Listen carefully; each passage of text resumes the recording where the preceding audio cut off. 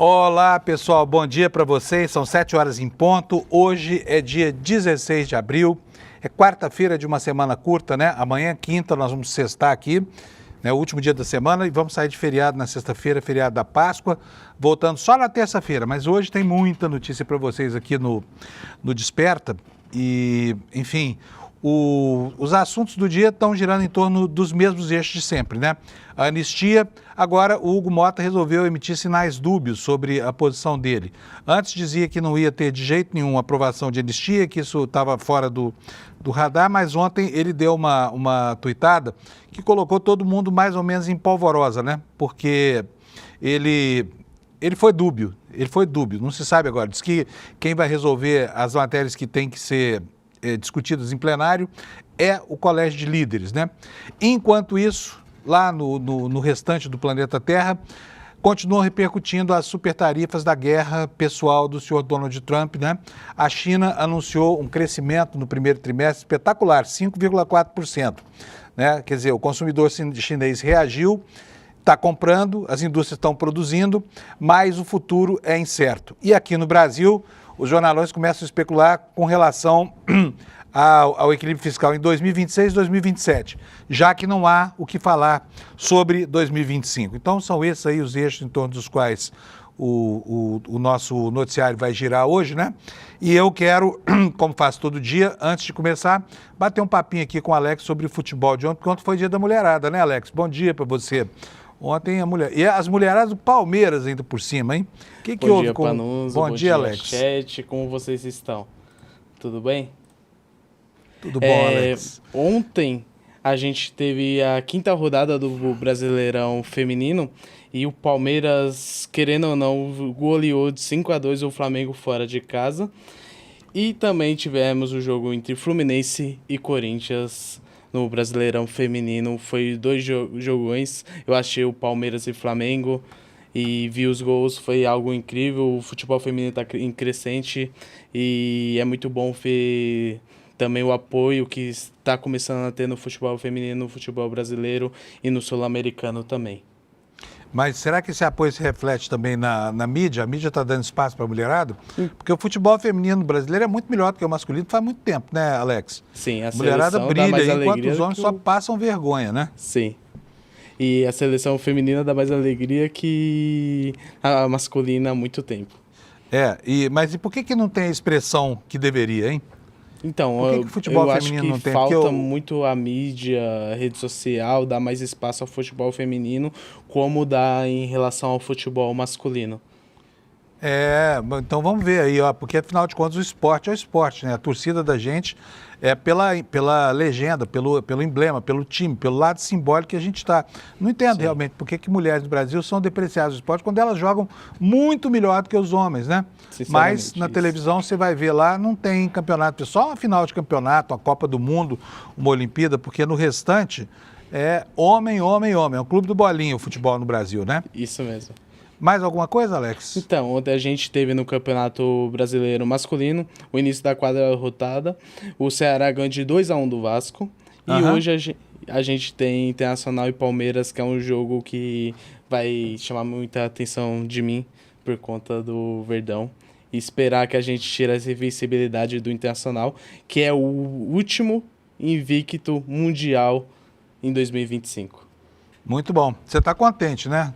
Foi quanto? 5-2? 5-2 contra o Flamengo, o futebol feminino do Palmeiras. Goleadaça, hein? Goleada. Tá bom, Alex. Beleza. Muito obrigado, viu? A gente volta a falar sobre outros assuntos ao longo do programa aqui com o meu querido Alex, meu companheiro aqui desses começos de manhã, né? E vou começar já mostrando para vocês os destaques aqui na capa do nosso site, no site do ICL. Aliás, me confirma daqui a pouco, Alex, quando ficar pronta aquela sonora lá, se está tudo certo lá com o nosso editor, com o Henrique, tá? Aqui eu também quero dar bom dia aqui, porque é outro madrugador, né? Vamos ver aqui as manchetes no nosso site, no site do ICL, é icl.com.br, iclnoticias.com.br. Como eu falo todo dia de manhã, habitue-se a ver esse site aqui, porque aqui está a síntese de tudo que você precisa saber para começar bem o seu dia. O que não está aqui, por enquanto, é o futebol, né, que eu e o Alex discutimos aqui durante 2 minutinhos do começo do programa, todo santo dia.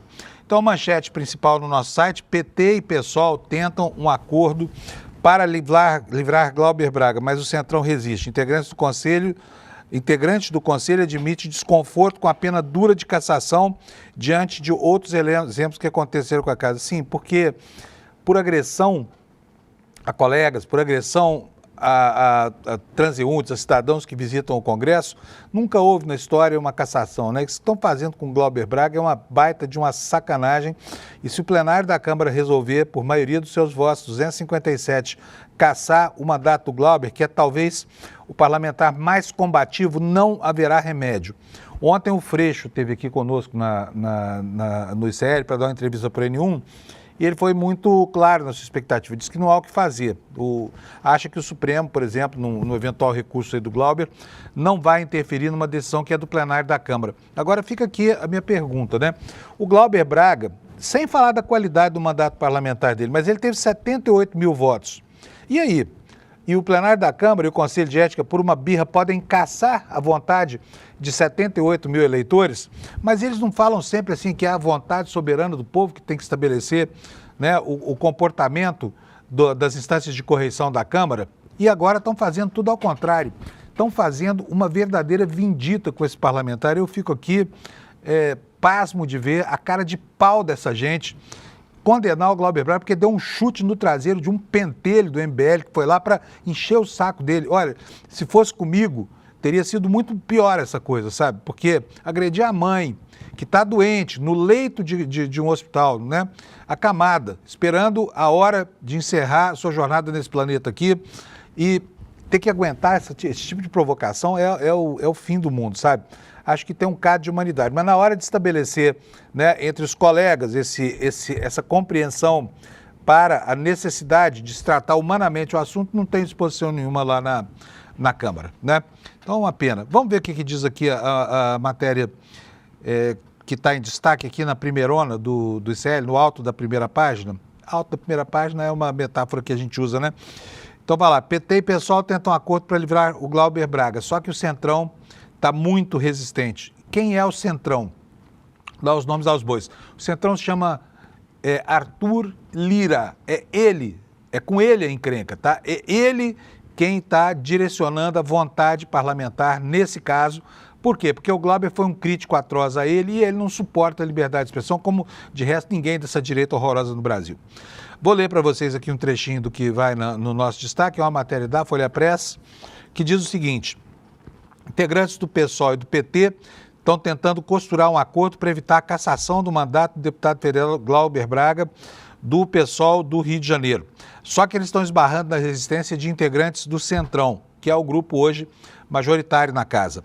O Conselho de Ética da Câmara dos Deputados recomendou no dia 9, por 13 votos a 5, com a vergonha, né? Eu chamo o Conselho de Ética de Tribunal do Crime, porque não é possível uma cena de execução sumária de um parlamentar combativo como o Glauber Braga. Mas tudo bem, 3 a 5, né, foi determinado, foi indicada a perda do mandato, e nessa mesma data o Glauber Braga iniciou uma greve de fome lá nas dependências da Câmara.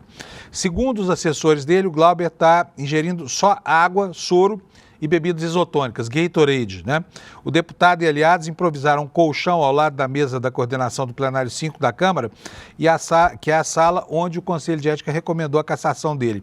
E nos últimos dias, deputados do PSOL e do PT começaram a tentar, junto a outros congressistas, né, manter o mandato do parlamentar do PSOL. A ideia seria aprovar, segundo a matéria, em plenário, uma punição mais branda, já que, segundo fontes com quem eu falei lá em Brasília, dizem que realmente não é possível você tomar uma atitude que abra espaço para a possibilidade de agressão em plenários, que isso está errado. Só que, olha, o sujeito... Vamos fazer uma comparação tosca aqui, tá bom? O sujeito cometeu um delito menor. Tirou a carteira do bolso de alguém, pickpocket. O que vai acontecer com esse cara? Vai ser condenado à pena de morte? Não. Ele vai ser condenado a uma pena leve, talvez prestar serviços comunitários. Vai passar aí algum tempo em prisão domiciliar, mas, sabe, executar o sujeito, executar o mandato é de uma gravidade gigante.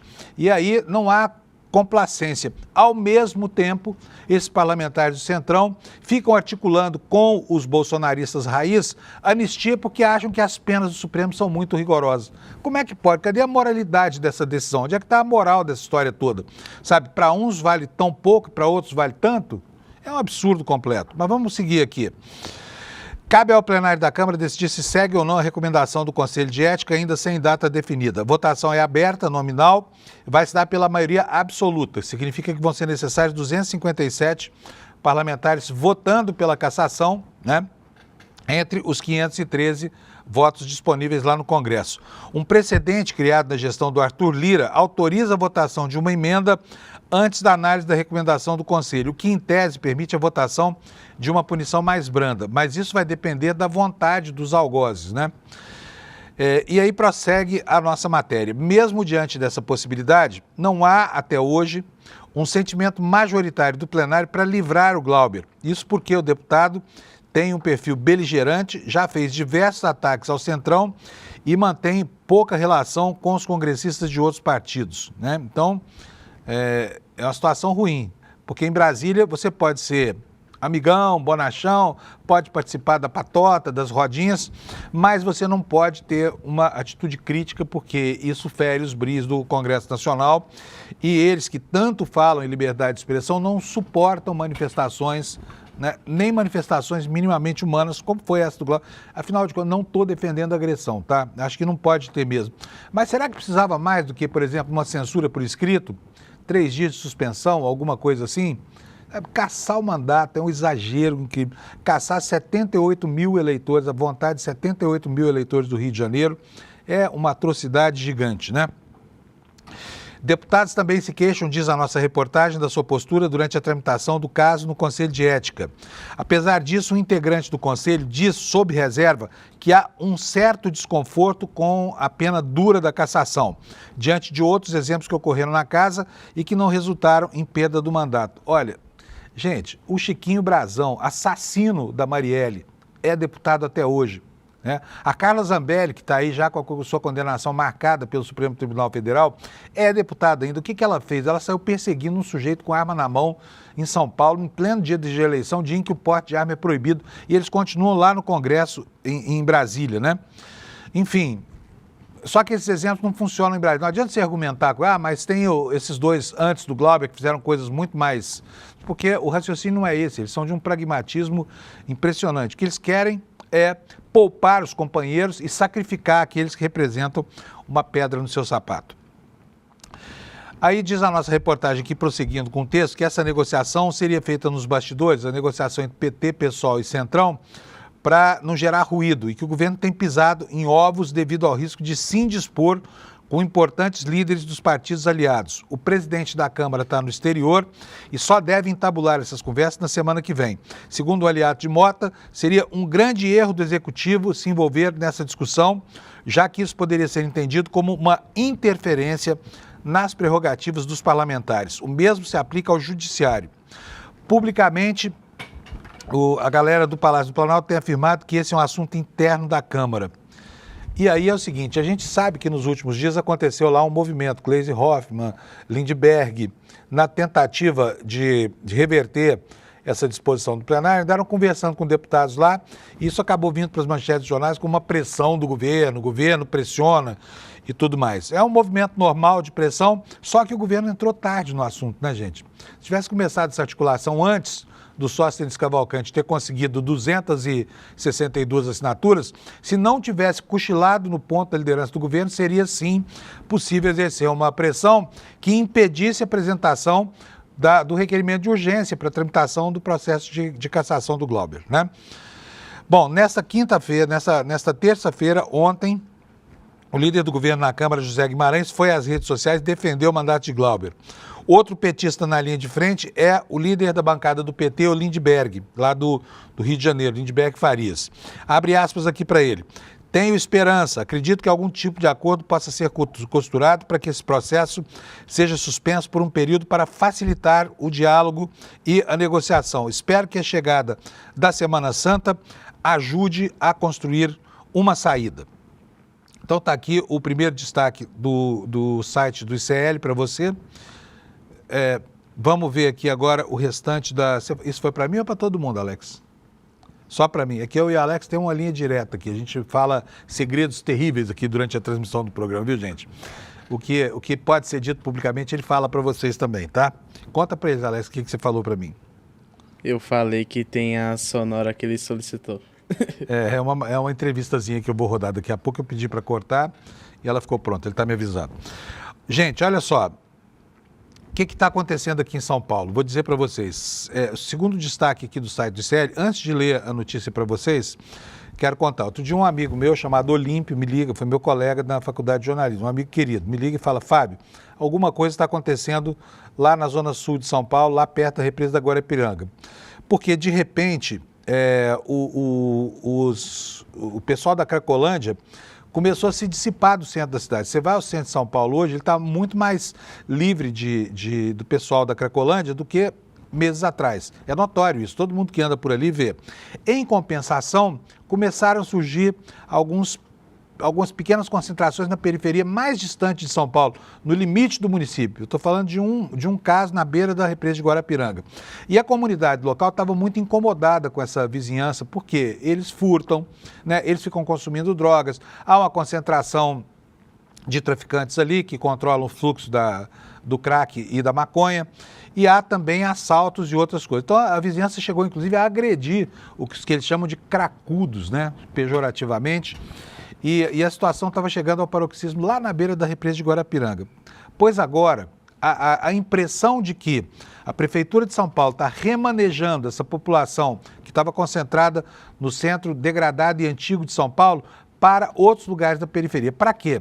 Para parecer que o problema não existe, né? Então você hoje vê, de fato, assim, alguns viadutos de São Paulo que tinham uma grande concentração de pessoas sem teto, por exemplo, hoje não tem mais. Cadê essa população? O que foi feito dessa gente toda?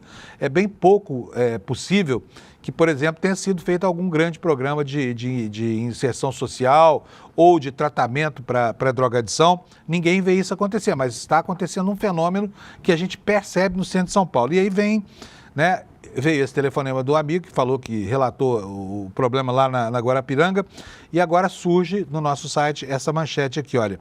Moradores de Paraisópolis relatam a multiplicação repentina de pessoas em situação de rua. Ritmo de chegada dessas pessoas em situação de rua e usuários de droga é de 5 a 8 a cada 2 dias. O Paraisópolis é a segunda maior favela de São Paulo, né?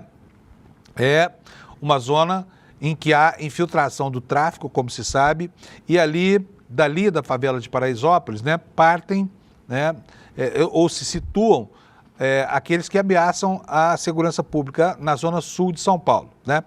Então, o que está acontecendo? Será que levar mais gente em situação de vulnerabilidade social, gente faminta, gente que depende de droga, para um lugar que já tem tantos elementos complicadores assim, vai fazer algum bem para a saúde dessa comunidade do Paraisópolis e também para o benefício dessas pessoas que estão sendo levadas, não se sabe de que forma, para a periferia da cidade? A matéria do nosso site vai informar o seguinte, olha, moradores da comunidade de Paraisópolis, na zona sul de São Paulo, estão preocupados com a recente multiplicação de pessoas em situação de rua e de usuários de drogas na região. Desde janeiro, o fluxo fora do normal chama a atenção de quem vive naquele território.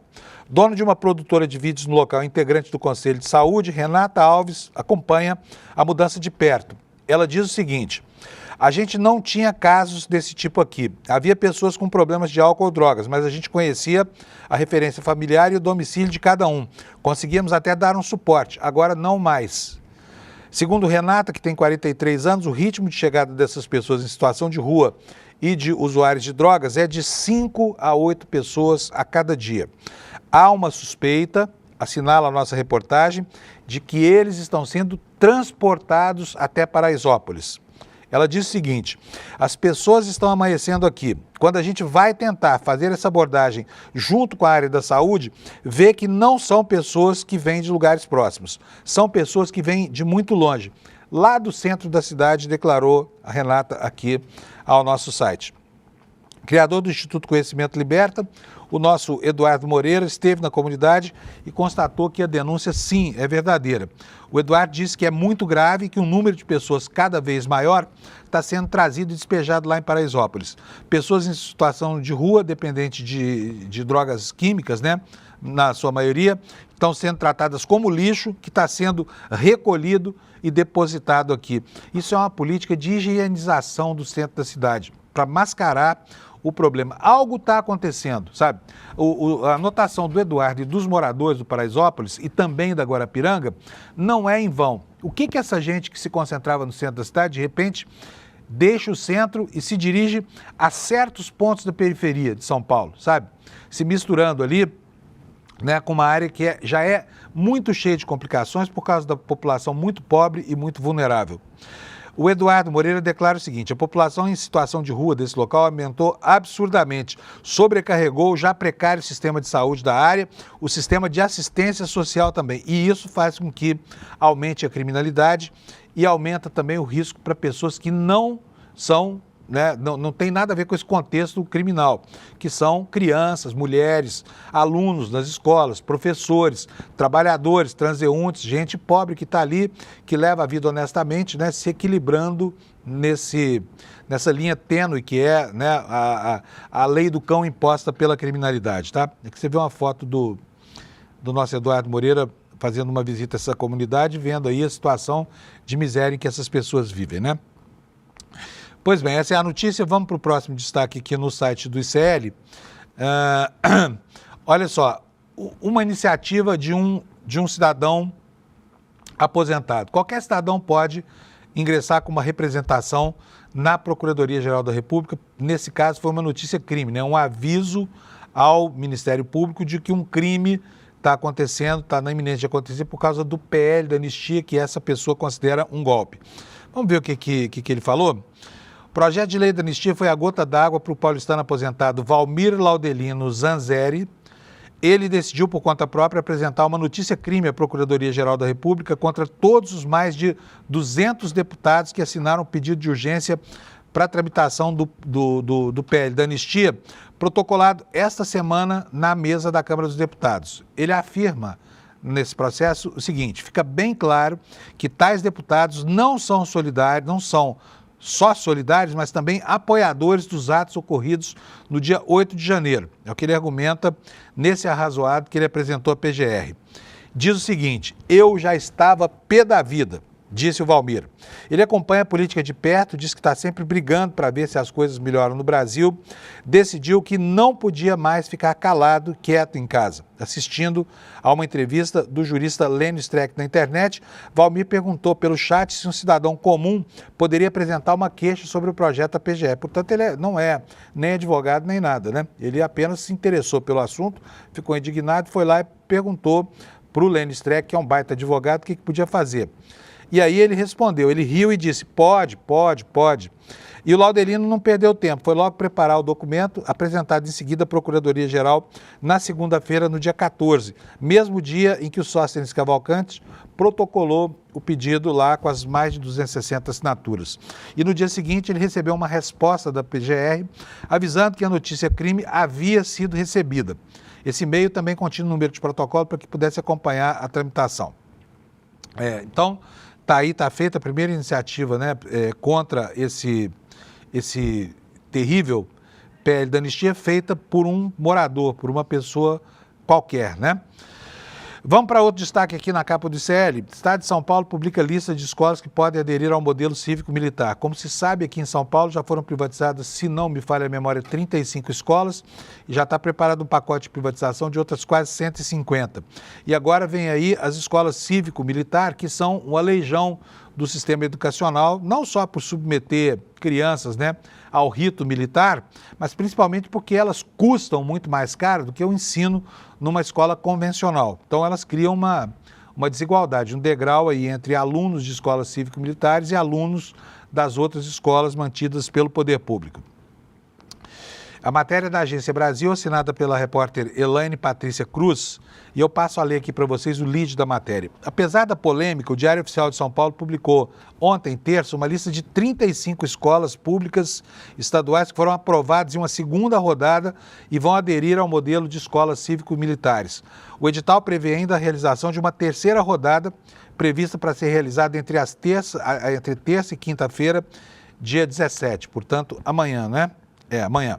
A lista divulgada pelo governo paulista inclui uma escola na capital, 4 na região metropolitana e 2 no litoral. Todas as demais são no interior do estado.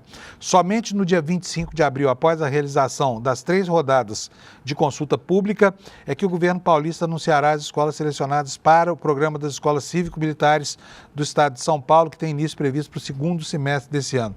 Aos poucos, o Tarcísio vai transformando a educação em São Paulo numa plataforma ideológica da direita, tanto com as privatizações quanto com esse insumo, com esse incentivo, esse incremento aí das escolas cívico-militares, né? Vamos ver se tem mais alguma coisa. E isso aqui, meu Deus do céu, você vai ficar impressionado se você não viu ainda. Ontem estava no site do Metrópolis, é algo inacreditável o que está acontecendo. Olha, todo santo dia a gente chama atenção para o fato de que existe uma nazificação de certos segmentos da sociedade brasileira. É inacreditável como isso passa pelos olhos das pessoas e muita gente não consegue enxergar. Mas vocês vão ver agora a prova cabal disso. Nós temos visto por aí uma normalização do uso, por exemplo, de gestos nazistas, né, como o sig-heil, que é aquele cumprimento, eu não vou repetir aqui, com o braço esticado, uma saudação que faziam ao Hitler na Alemanha e que tem sido revivificada. Apesar de todos os horrores do que representou o nazismo, ele deixou algumas marcas indeléveis no comportamento ideológico de algumas vertentes da sociedade hoje em dia. E a Polícia Militar de São Paulo, eu não estou falando aqui de novo, porque toda vez que falar Polícia Militar de São Paulo, vem falar, mas a instituição é boa, é meia dúzia que não prestam. Eu já acho que a instituição é que é ruim, porque é militar, é um cacuete deixado aí, legado pela ditadura, cujas más práticas estão extrapolando o limite da paciência da população. Assassinatos, chacinas, né? Atuação como grupo de extermínio, que é o que está acontecendo, e agora saudação nazista, reverência à cruz pegando fogo, o gesto do sig-heil em público e com requinte de uma filmagem com técnica apurada, com uso de drone, câmera de terra e tudo mais. Vocês vão ver um trechinho disso, eu vou depois ler para vocês. Põe para a gente, por favor, Alex, o nosso vídeo. Esse vídeo estava no site do Metrópole, tá? Olha só. Veja isso, a cena que armaram, parece um ritual da Ku Klux Klan. Velas acesas, os policiais aí caminhando sobre isso, uma cruz incendiada no fundo. Vocês podem ver que a imagem é feita no drone. Repete aí pra gente, por favor, Alex. Só pra gente ver. Olha a cruz pegando fogo aí, tá vendo só? Isso é um completo absurdo.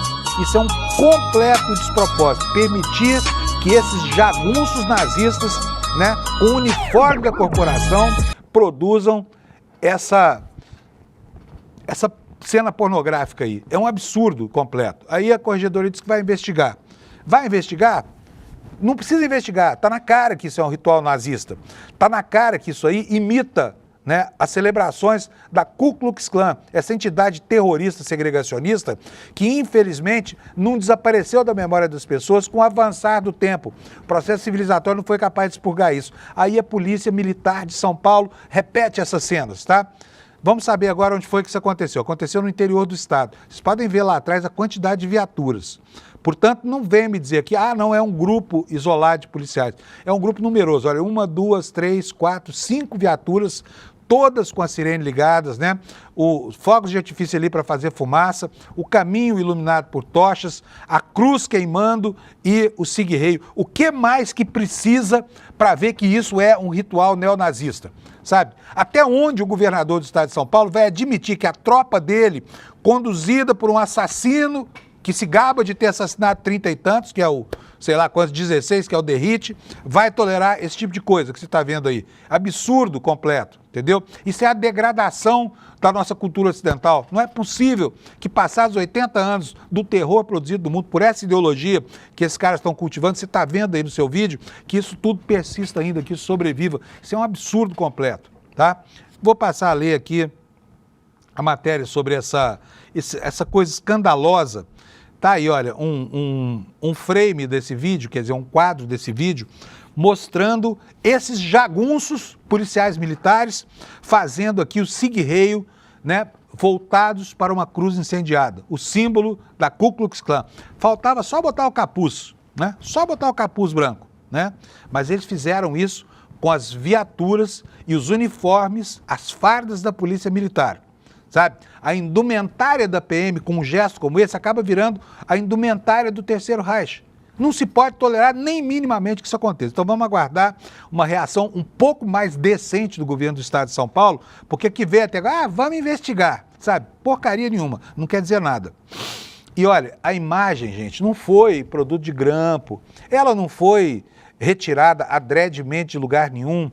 Ela foi divulgada num perfil da Polícia Militar de São Paulo, um perfil oficial, tá? Estão transformando canais institucionais em condutos, em dutos de propaganda nazista no Brasil. Quem faz isso? Polícia Militar do Estado de São Paulo. E aí vem me dizer, ah não, mas a corporação é uma maravilha. Como é que junta 5 viaturas e 14 caras se isso não está entranhado, introjetado, né, no seio dessa corporação? Então, a Polícia Militar de São Paulo está devendo explicação sobre isso. É inacreditável que isso seja possível, sabe? O culto a símbolos do pior segregacionismo da história, com gestos usados na Alemanha nazista. É um absurdo. A matéria do ICL diz o seguinte: o perfil oficial do 9º Batalhão de Ações Especiais da Polícia, 9º BAEP, que é uma unidade especializada da Polícia Militar Paulista com atuação em São José do Rio Preto, lá no norte do estado. Uma cidade pacata do interior de São Paulo, tá? Eles publicaram um vídeo no Instagram em que policiais aparecem posicionados em frente a uma cruz em chamas. 2 agentes aparecem ainda com o braço em riste, uma saudação nazista. O nosso texto aqui ainda é generoso, fala no que sugere uma saudação. Eu já afirmo, era uma saudação nazista, é o sigue-reio que chama isso. A cena publicada que exibe também um corredor de velas e viaturas ao fundo e uma trilha sonora dramática não especifica o local em que o vídeo foi gravado. Além disso, a baixa luminosidade não permite identificar exatamente quem são as pessoas presentes, mas ficam visíveis as 2 bandeiras com o brasão desse 9º Batalhão, né, o 9º BAEP.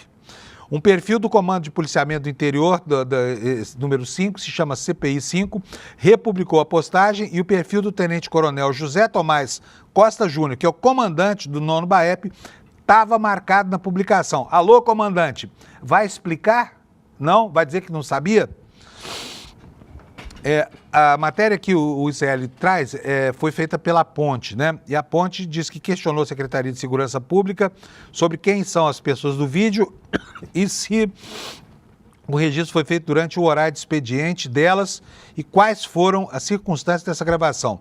Perguntou também se entende que o braço em riste e a cruz em chamas podem ser compreendidos respectivamente como alusivos à saudação romana utilizada por neonazistas, como eu disse, o sigue-reio, ou a cerimônia de queima da cruz criada pela Ku Klux Klan e repetida pelos supremacistas brancos, né? Aqui nós temos o vídeo que você pode ver, se quiser pode até baixar aqui na nossa página, tá no nosso YouTube esse vídeo horroroso aí. Eu vou beber uma aguinha porque aqui de manhã a garganta da gente vai, né, meia hora já falando feito pobre na chuva, a gente gasta a garganta. Vamos prosseguir, gente? Nós já vimos aqui os destaques no site do ICL. Quero olhar com vocês um pouco das manchetes internacionais antes da gente voltar a falar sobre o assunto. Deixa eu só tirar o áudio aqui do computador, porque senão você não vai ouvir nada. Vamos começar pelo The New York Times, e aqui na capa do New York Times tem uma informação bastante interessante sobre algo que parece um paradoxo, né? Enquanto o mundo inteiro está preocupado com o reflexo recessivo provocado pela guerra comercial que o Trump deflagrou, lá na China, olha só, o PIB cresceu, e cresceu bastante no primeiro trimestre, 5,4%, tá? A gente está habituado com esses números chineses aí, a gente vê que eles não pararam de acontecer ainda, né? temos que considerar que a posse do Trump foi 20 de janeiro e que o anúncio do tarifaço ainda não tem um mês de idade. Mas, de qualquer forma, os chineses não sofreram ainda muito com essas mega tarifas do Trump. E ontem, outra grande corporação americana tomou a traulitada dos chineses, a Boeing. Eu vou falar sobre isso. Então está aqui a manchete: a China relata crescimento do PIB enquanto se prepara para o estresse econômico causado pelas tarifas. O jornal está vendo em perspectiva o problema. Está dizendo que vai haver, né, sofrimento na China. E provavelmente, claro, que vai haver, porque ainda que o país tenha um mercado de 1,5 bilhão de pessoas, uma indústria vigorosa e outros clientes no mundo, não vai escoar toda a produção que hoje é destinada aos Estados Unidos para países em desenvolvimento ou para o terceiro mundo. Portanto, vai acontecer problema lá. Mas, enquanto isso, enquanto esses problemas não acontecem, a China continua crescendo.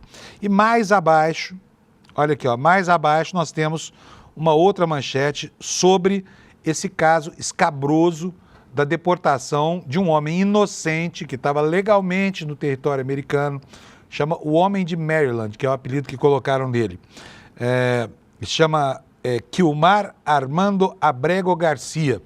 Esse cara não estava devendo nada, está há 10 anos nos Estados Unidos, tinha visto regular, tinha todo o documento, casado com uma americana, filhos americanos, foi preso, deportado, enviado para uma prisão em El Salvador. Está sob a guarda do Bukele, num campo de concentração onde pessoas dormem em celas com até 70 outras pessoas, sem nenhum conforto. É um depósito de gente, né, desse líder fascista que é o Bukele, que alugou a dignidade do país para os Estados Unidos. Mas nós vamos ver essa história melhor no jornal The Washington Post, que está aqui na capa. E olha só, aqui o assunto ganha a importância que tem, porque a opinião pública americana está muito revoltada com esse comportamento do governo Trump. O Departamento de Justiça, diz a manchete principal do jornal, foi obrigado a deve fornecer detalhes sobre as tentativas de retorno do homem deportado ilegalmente, diz um juiz. Eu tenho aqui a matéria na íntegra, eu vou ler aqui com vocês para que a gente possa entender exatamente o que está acontecendo. Como nós sabemos, existe uma resistência de algumas entidades da sociedade americana, e especialmente do judiciário, contra quem os fascistas do governo Trump já voltaram às suas baterias, né? E também existe a mesma cruzada nas universidades. A gente viu ontem que a Universidade de Harvard perdeu 2 bilhões e 200 milhões de dólares porque não acabou com o programa lá de inclusão social deles, com os programas ambientais, o tal do ambiente DEI, né? E agora a justiça começa a resistir às tentativas do Trump de subverter a ordem constitucional americana, mas a Casa Branca resiste a todas as tentativas de se estabelecer uma mínima ordem de acordo com aquilo que era o ambiente cultural dos Estados Unidos, né? A matéria diz que o Departamento de Justiça, então, agora está obrigado a fornecer detalhes sobre as tentativas de retorno daquele homem que foi deportado ilegalmente. Ordem que exigirá registros e respostas juramentadas de funcionários do governo Trump e aumenta o impasse legal no caso desse senhor Abrego Garcia. O que a matéria diz? Uma juíza federal disse na terça-feira que vai exigir que o governo Trump apresente registros e respostas sob juramento sobre as tentativas ou sobre a falta delas do governo dos Estados Unidos de devolver um morador de Maryland que foi detido pelas autoridades de imigração e enviado ilegalmente para uma prisão notória em Salvador. Você vai se lembrar, se você não assistiu ontem o nosso programa aqui inteiro, nós tratamos desse caso porque o Bukele esteve com o Trump na Casa Branca anteontem, e os dois protagonizaram uma cena dantesca, né? Uma ópera bufa ali de crueldades, porque disseram às gargalhadas que, enfim, que não podiam fazer nada para devolver a sua vida corriqueira esse homem que foi preso ilegalmente, deportado ilegalmente e que está sendo mantido encarcerado num campo de concentração também ilegalmente. A decisão de obrigar o governo dos Estados Unidos, pelo menos a informar o que está fazendo, foi de uma juíza distrital, ela se chama Paula Schines, que deixou em aberto a possibilidade de uma sentença de desacato contra o governo Trump, porque essa é certamente, né, é a marca de um impasse jurídico lá na Casa Branca. O caso tem implicações abrangentes, com advogados do Departamento de Justiça argumentando que essa juíza não tem autoridade para forçá-los a condenar o governo salvadorenho a promover o retorno de Quilmar Abrego Garcia aos Estados Unidos. Mas, gente, bastava um pedido do Trump. Bukele, estou te pagando 6 milhões de dólares por mês por aquele campo de concentração, manda de volta esse sujeito. Mas o ódio contra o imigrante é tão grande que ainda que os que estão em situação regular lá, eles estão sofrendo amargamente. Consequências no campo econômico agora. Ontem o governo da China mandou cancelar todas as encomendas feitas à Boeing nos Estados Unidos. A aviação chinesa havia comprado cerca de 180 aviões, né? E todas as encomendas que já haviam sido feitas agora passam a ficar sujeitos a uma autorização do governo da China. É uma pancada na Boeing, porque isso vai, com certeza, né, afetar drasticamente lá o funcionamento, o planejamento da empresa, mas pode ser bom para o Brasil, né? Não se sabe a consequência que terá dentro da China, porque uma boa parte, talvez a maior parte dos aviões que vão lá, foi fabricada pela Boeing. Mas os aviões brasileiros são bastante bem recebidos ali, e embora nós não tenhamos aqui na Embraer modelos muito grandes, nós já temos aqui o suficiente para promover uma boa aviação regional de grande porte, com aviões testados e aprovados no mundo inteiro, inclusive lá nos Estados Unidos. Então pode ser que, em perspectiva, isso seja bom para as autoridades brasileiras. Então a ação da Embraer sobe, a ação da Boeing cai e fica aquele sobe e desce do mercado e todo mundo confuso com relação ao que fazer com investimentos. Ontem aqui no ICL nós tivemos o Investidor Mestre 2.0 feito pelo Eduardo Moreira. É uma aula que ele dá aqui e este ano ele falou nesse evento sobre a necessidade de se precaver contra esses fluxos aí especulativos do mercado financeiro e contra a loucura. E tem uma coisa que ele chamou a atenção e eu queria mostrar para você, que é o seguinte: as corretoras, né, estão promovendo aí aplicações de day trade, que são o quê? Ações de compra e venda muito rápidas na internet, que duram aí apenas algumas horas para aproveitar o fluxo do sobe e desce das ações. Ocorre que muita gente acha que vai ganhar dinheiro com isso, porque, não, estou comprando na baixa. Outro dia o Eduardo lembrou para a gente aqui que uma ação que, por exemplo, hipoteticamente caiu 90%. Vamos supor, uma ação custava 100 dólares, caiu 90%, foi para 10 dólares. Ela não cai só mais 10%, ela pode cair mais 90%. Então, ela de 100 passou para 10, caiu mais 90%, de 10 passa para $1. E assim pode continuar depreciando o valor do capital. E depois, para voltar o valor anterior, é muito mais complicado. Porque, por exemplo, algo que perdeu 80% do valor, repara bem, a ação custava 10, tá? Passou a custar 2, né? Então ela caiu 80%. Se ela subir 100%, para quanto ela vai? Ela vai para 4. Ela não volta para 100. E aí, 4, ela tem que dobrar de novo para ir para 8. E depois tem que subir mais um pouco para chegar em 10. Então, assim, a volta ao patamar anterior é muito complicada. E muita gente se mete a fazer operações de day trade, fazer, né, home broking, essa coisa toda, sem a análise de uma corretora. E o Eduardo fez um alerta que você deve considerar, tá? Presta atenção na dica que ele está dando sobre esses investimentos de day trade. É cassino. Roda para nós, Alex. Fórmula para você ficar rico no curto prazo. Não existe. Esquece. O que existe são apostas de risco enorme. Então, você pode querer ficar rico no curto prazo apostando dinheiro numa bet. Vai ser, enfim, um dos milhões que estão perdendo tudo aí com as bets. Você pode tentar ganhar dinheiro, muito dinheiro no curto prazo, caindo num papo de um corretor ou corretora teu, dizendo que tem ali um investimento que vai ganhar não sei quantos % ao mês. Mentira! Eu estou te falando. Você vê o seguinte, eu falo isso há anos, em todos os vídeos que estão publicados até hoje. Nunca apareceu ninguém para me desmentir ou para me processar. Nunca. Por quê? Porque não tem nenhuma maneira de ficar rico da noite para o dia. Não tem. E todas essas que aparecem são mentira. Quando eu falava, aí quando começou o negócio de criptomoeda, etc., começou a aparecer um monte de empresa inventando as maluquices, assim. Eu conversava 10 minutos com um cara no telefone, que meus amigos pediam para entrar na reunião com eles, Era uma maluqueira, assim, era uma picaretagem sem limite, dizendo que o cara fazia empréstimos e tinha um modelo que ele desenvolveu com não sei quem, que era da NASA, que comprava na baixa, vendia na alta, e era uma tecnologia proprietária e prometia 6% ao mês, 10% ao mês. Eu falava, eu tenho certeza que isso é golpe e eu tenho certeza que você vai perder todo o seu dinheiro. Eu só não sei se vai ser daqui a 1 mês ou daqui a 5 anos, mas você vai perder porque isso é mentira. E as pessoas ficavam bravas comigo. O que aconteceu? Invariavelmente, todos eram golpes. Não existe, no curto prazo, uma maneira de você ficar rico. Dá para ganhar um dinheirinho? Você acertou uma aposta ali, comprei uma ação hoje que vai subir, você faz um day trade. Day trade é comprar e vender a ação no mesmo dia. As coisas ficam oscilando de preço, tem gente que compra e vende ele no mesmo dia. Pois é. Esse, gente, foi só um dos conselhos do Eduardo Moreira. O Eduardo Moreira é um sujeito que nasce no mercado financeiro, ele foi banqueiro, entende profundamente do conhecimento dessas engrenagens e acredite, sabe, vai se meter com investimento de day trade, vai perder dinheiro. Vocês ouviram ele falar aí, olha, 97% ficam pobres, tá? Na ambição de ficar ricos, né?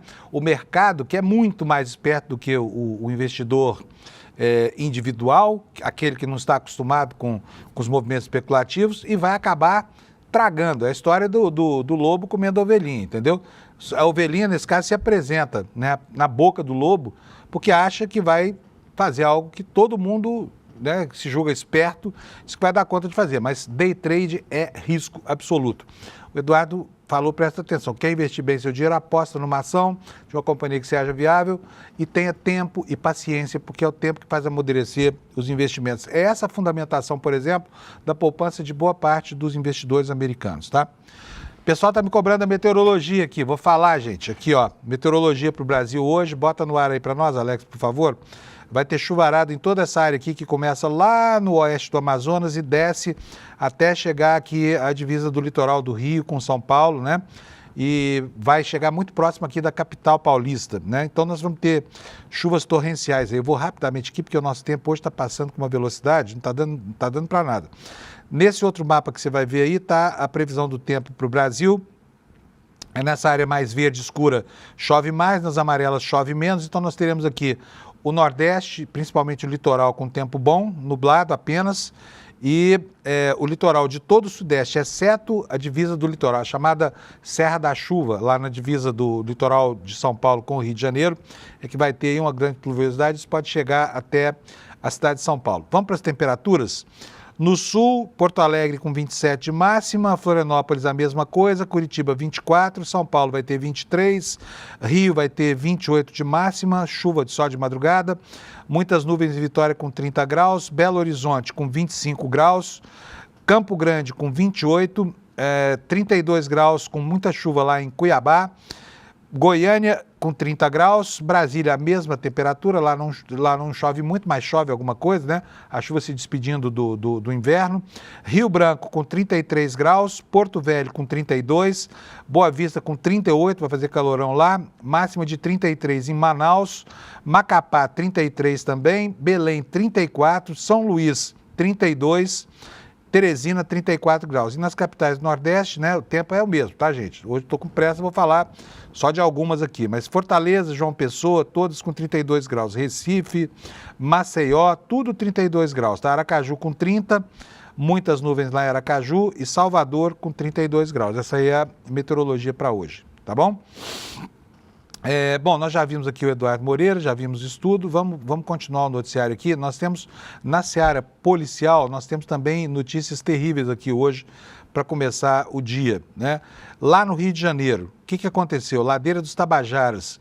Gente, olha só a manchete do jornal O Globo. Mortes em operação desta terça-feira na Ladeira dos Tabajaras equivalem a 4 anos de homicídios em confrontos com a polícia em Copacabana. Para vocês terem uma ideia do desnível, né, da atuação da Polícia Militar, do nível de violência empregado contra as comunidades, mata-se num único bairro, né, numa única ladeira dos Tabajaras, a mesma coisa que a polícia matou em 4 anos em Copacabana.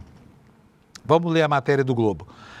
As 5 mortes na Ladeira dos Tabajaras durante uma operação da Coordenadoria de Operações e Recursos Especiais chamada CORE nesta terça-feira, equivalem à soma de 4 anos. Tudo que aconteceu de 2001 a 2024 em homicídios em confrontos com a polícia na área do 19º BPM, o Batalhão de Copacabana, responsável pelos bairros de Copacabana e do Leme. Segundo os dados do Instituto de Segurança Pública, o ISP, no primeiro bimestre não houve mortes em ações policiais naquela área, que é a chamada AISP, Área Integrada de Segurança Pública. AISP 19. O último registro do tipo havia sido em abril do ano passado. Em 2023, não houve nenhuma morte em confronto nessa área especial de número 9. Na série histórica iniciada em 2003, o ano com mais mortes na área foi 2008, com 17 vítimas. Na média, entre 2003 e 2024, houve por ano 5 mortos em ações da polícia. Em janeiro e fevereiro deste ano, olha, é uma carnificina, não é não? 147 pessoas morreram em confronto com a Polícia do Estado do Rio, aumento de 27% em relação ao mesmo período de 2024. E aqui o Jornal o Globo publica fotos dessa operação lá na ladeira dos Tabajaras, né? E uma operação que é descrita assim nessa reportagem. O objetivo foi cumprir mandado de prisão contra os envolvidos na morte de Marquine, que é marido da juíza Tula Correia de Melo. Então, mandado de prisão contra a morte de um figurão, que é marido de uma juíza. O caso ocorreu no último dia 30, na Serra da Grota Funda. Durante a manhã foi registrado um intenso tiroteio na comunidade, o que levou pânico às ruas do bairro e também de Botafogo. E com a movimentação intensa de policiais no local, veículos chegaram a trafegar pela contramão na Rua Real Grandeza, em Botafogo, na zona sul do Rio. E além disso, uma outra rua, Pinheiro Guimarães, no mesmo bairro, precisou ser interditada. Nas redes sociais, os moradores ficaram assustados quando perceberam um helicóptero da Polícia Civil sobrevoando a região, o que é sempre um alerta de mau agouro, né? Antes de terminar, gente, vamos falar aqui sobre o que está acontecendo lá na Câmara dos Deputados. Eu vou dar rapidamente aqui uma notícia.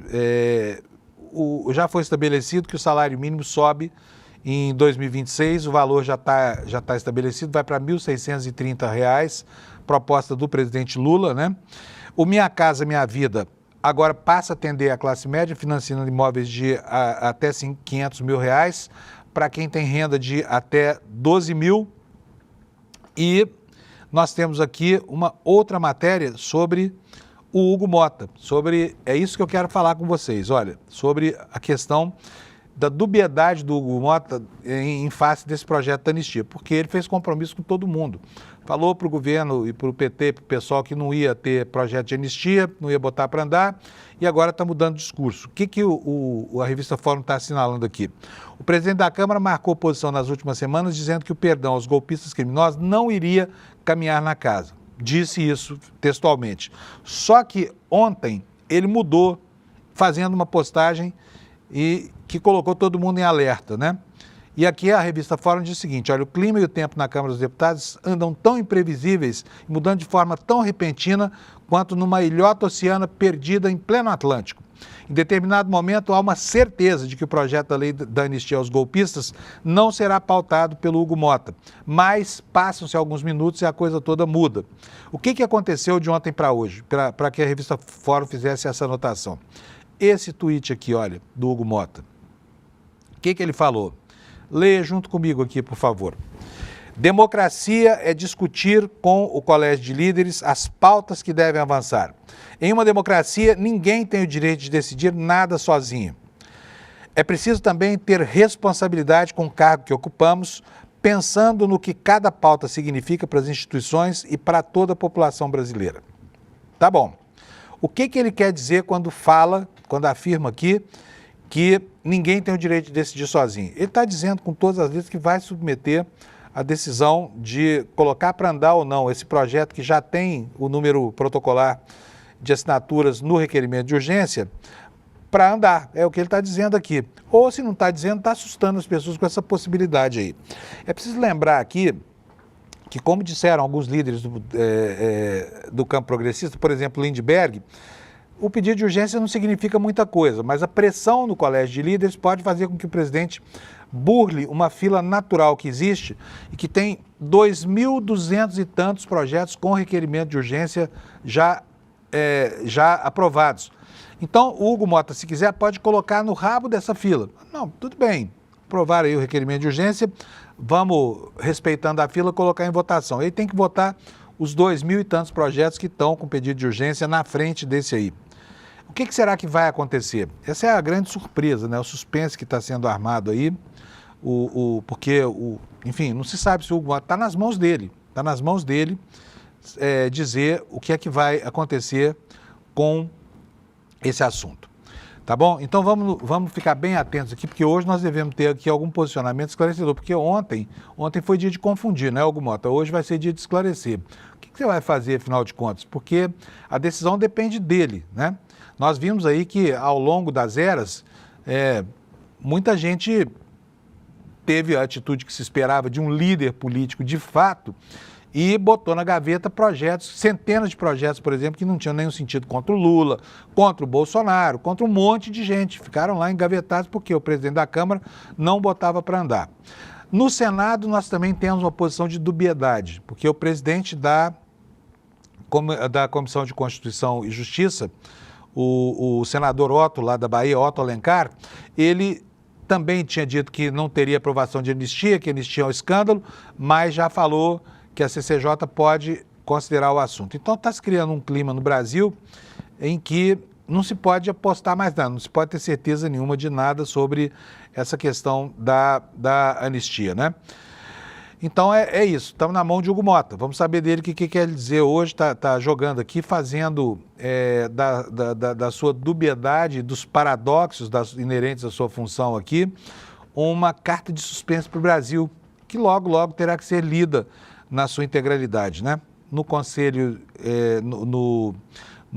na reunião dos partidos lá na Câmara, no chamado Colégio de Líderes, onde cada partido tem um voto, né? É um voto por partido, não é proporcional. Vamos ver como é que vai ser o encaminhamento dele lá. Mas está se criando um clima que possivelmente vai levar à aprovação, pelo menos do requerimento de urgência, né? O que vai acontecer hoje vai depender, o que vai depender a partir daí vai depender simplesmente da vontade do Hugo Mota. Antes de terminar, tem muita gente esperando a chance na classe média brasileira de ter um financiamento aprovado. Eu quero falar para vocês sobre essas mudanças no Minha Casa Minha Vida. Está aqui, olha, as novas faixas de renda na matéria do valor e os limites de financiamento. Famílias urbanas que ganham entre 8 mil e 12 mil vão participar desse programa habitacional, que deve, eu já antecipo aqui, beneficiar cerca de 120 mil pessoas, né? São imóveis mais caros e o mercado imobiliário recebeu isso aqui, mas comemorando, né? O Minha Casa Minha Vida ganhou uma nova faixa de renda, teve outras 3 atualizadas e o teto dos imóveis financiados pelo programa habitacional sobe de 350 mil para 500 mil reais. Mudança aprovada na última terça-feira por uma deliberação do Conselho Curador do FGTS. Para viabilizar esse plano, o governo vai destinar 15 bilhões do Fundo Social, que é composto por recursos de royalties do petróleo, para o programa habitacional. E aqui vem as faixas, né? Na faixa 1, o valor limite da faixa era de R$ 2.640, agora sobe para R$ 2.830. Na 2, a renda familiar passa de R$ 4.400 para R$ 4.700. Na 3, o limite da faixa de renda era de R$ 8.000, agora fica em R$ 8.600. E na faixa 4, o limite dessa nova faixa é esse novo limite, renda de até R$ 12 mil. E os imóveis vão exigir o seguinte, olha, eu não vou detalhar isso aqui, você olha aqui, está no site do Valor, está também no nosso site do ICL, se você quiser ver, porque acabou o tempo. O pessoal está me perguntando aqui como é que faz para assistir a aula magna do Eduardo. Então, se você não pôde ver ontem, se você esqueceu, alguma coisa assim, é super simples, tá? É só ir aqui no despertaicl.com.br aqui, tá? E deixa lá seu e-mail, aí você pode assistir a aula. O replay está no ar, a aula pode ser vista a qualquer momento e vale super a pena. Se você não viu, não perca, porque se você tem poupança, se você investe em renda variável, se você está transacionando com títulos do governo, você precisa estar atualizado sobre a perspectiva dos seus investimentos e, principalmente, evitar engodos que estão sendo oferecidos por corretoras, nem sempre muito éticas, tá? Para enganar as pessoas, tá bom? Então, despertaicl.com.br, vai lá e faz sua inscrição agora, vai começar o N1, daqui até o N1 você abre outra aba no seu navegador, põe lá despertaicl.com.br. Se tiver no seu telefone celular, você faz o seguinte, você aponta ele para o QR Code naquela tela e vai cair nesse mesmo link, tá? Assiste essa aula, vale super a pena, tá? Estou falando para você porque é a sensação que eu tive, é uma aula super boa, tranquila, engraçada, divertida e muito, muito útil. despertaicl.com.br. Assim eu me despeço de vocês hoje, amanhã estou de volta aqui. Amanhã sextou mais cedo essa semana, estou animadaço aqui pro feriado, mas até lá nós temos que vencer o dia de hoje, mais de amanhã. Então, bom dia para vocês, né? Juízo, porém não muito, só o necessário, e a gente se vê aqui às 7 horas da manhã de amanhã. Tchau, obrigado pela audiência. Fala, turma, é o seguinte, quer mais uma chance para assistir a nossa aula que fez o maior sucesso de educação financeira? Teve gente que perdeu por diversos motivos, né? Até por ter esquecido simplesmente e está querendo assistir. Então a gente vai liberar um link aqui para você poder assistir a aula e aproveitar tudo que ela trouxe de bom para as pessoas que estavam lá. Realmente, é 1 hora para mudar completamente a sua visão sobre o mundo das finanças e dos investimentos. E no final da aula também uma chance de você se juntar a mais de 70 mil pessoas que fazem parte da nossa comunidade, que todos os dias acompanham os mercados e tem toda essa nossa ajuda, esse nosso suporte para reequilibrar a sua vida financeira, tá bom? Boa aula para vocês!